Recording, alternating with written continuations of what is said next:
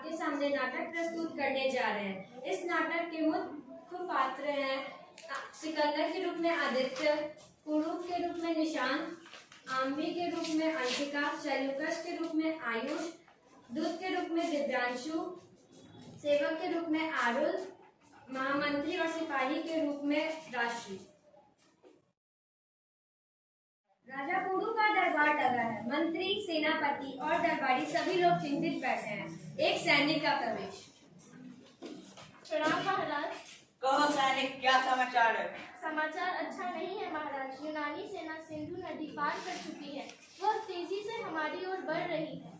महाराज, यह भी समाचार है कि तक्षशिला के राजा आम्बी सिकंदर से मिल गए हैं। हम जानते थे कि आम्बी ऐसा ही करेगा। वो देशद्रोही है। सेनापति, युद्ध की तैयारी करो। जो आज्ञा महाराज। महामंत्री, आसपास के मित्र राजाओं को युद्ध का निमंत्रण पत्र भेजो। जो आज्ञा महाराज। एक और बात उनसे कहना है कि अब आपस में लड़ने का समय नहीं है। वे पिछली बातें भूल जाएं। सिकंदर कई देशों को जीत चुका है। अब हमें मिलकर उसे हराना होगा। वो पूरी दुनिया जीत ले, तब तक हमें वो भारत को नहीं जीत सकता। एक सेवक का प्रवेश। महाराज की जय। सिकंदर का दूत आया। उसे अंदर ले आओ। दूत का प्रवेश। वह झुककर राजा पुरु को सलाम करता है। महाराज की जय हो। सम्राट ने कहा है कि वह दुनिया जीतने के लिए यूनान से निकले हैं। उनकी इच्छा है, वे निर्दोष जनता का खून नहीं बहाना चाहते। उनकी इच्छा है कि आप भी आम्बी की तरह उनसे सुलह कर ले। इस तरह आपकी गद्दी बच जाएगी और निर्दोष जनता का खून भी नहीं बहाएगी। और यदि उनकी बात ना माने तो वे आपका युद्ध के मैदान में आपका स्वागत करेंगे। सिकंदर का शिविर। सिकंदर बैठा हुआ है। पास में ही आम्बी और सेल्यूकस भी बैठे हैं। दूत का प्रवेश। सम्राट की जय हो। कहो दूत, हमारा संदेश पुरु तक पहुंचा? पहुंच गया महाराज। हम जवाब सुनना चाहते हैं। वे लड़ाई के मैदान में आपका स्वागत करेंगे। क्या वे नहीं जानते कि हमारी सेना कितनी बड़ी है? सब कुछ कहा सम्राट, लेकिन फिर भी वह आपका स्वागत लड़ाई के मैदान में करेंगे। सेल्यूकस, सेना को कूच का आदेश दो। पुरु को सबक सिखाना होगा। जो आ गया सम्राट। किनारे यूनानी सेना का शिविर। झेलम के किनारे सिकंदर की सेना डेरा लगाई हुई है। नदी चढ़ी हुई है। तेज पानी बरस रहा है। अंधेरे में बिजली की चमक और बादल खाना होगा। जो आ गया सम्राट।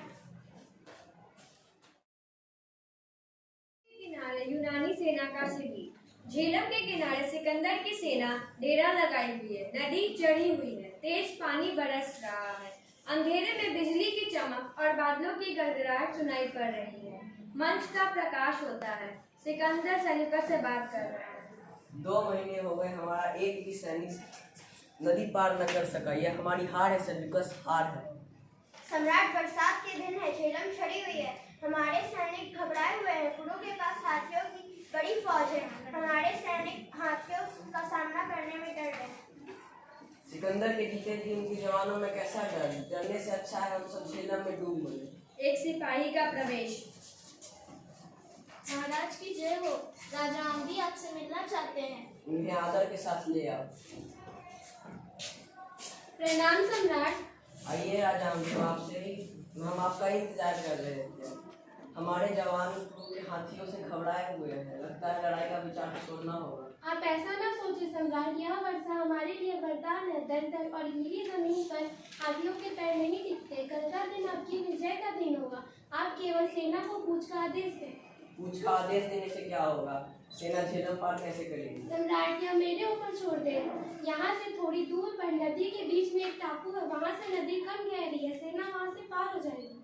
सेल्यूकस, सेना को कूच का आदेश दो। मेरा घोड़ा ले आओ। रात का समय। मंच पर अंधेरा है। पर्दे के पीछे पुरु के सोते हुए सैनिकों पर सिकंदर की सेना का आक्रमण। पर्दे के पीछे से लड़ाई की आवाज आती है। लोग चीखते चिल्लाते हैं। हाथी घोड़े की आवाज भी सुनाई पड़ती है। थोड़े ही देर में सिकंदर जिंदाबाद का नारा गूंजता है। पर्दा उठता है। मंच पर सिकंदर बैठा हुआ है। वह अपनी विजय पर खुश है। सेल्यूकस को पुकारता है। सेल्यूकस, सेल्यूकस, आ गया सम्राट। कैदी को प्रेस करो। सेल्यूकस जाता है और बंदी पुरु को लेकर आता है। आइए राजा पुरु, अब तो आपने हमारी वीरता देख ली। वीरता नहीं, धोखा जरूर देखा। रातों में चोरी की भांति आक्रमण करना तुम्हें ही शोभा देता है। युद्ध युद्ध है राजा प्रभु, उसमें धोखा और न्याय नहीं देखा जाता। बताइए आपके साथ अब कैसे सलूक किया जाए? जैसे ही वैसे एक राजा दूसरे राजा के साथ व्यवहार करता है। देखा सम्राट, रस्सी जल्दी पर ऐंठ नहीं गई। हम भी आप बहादुर की इज्जत करना नहीं जानते।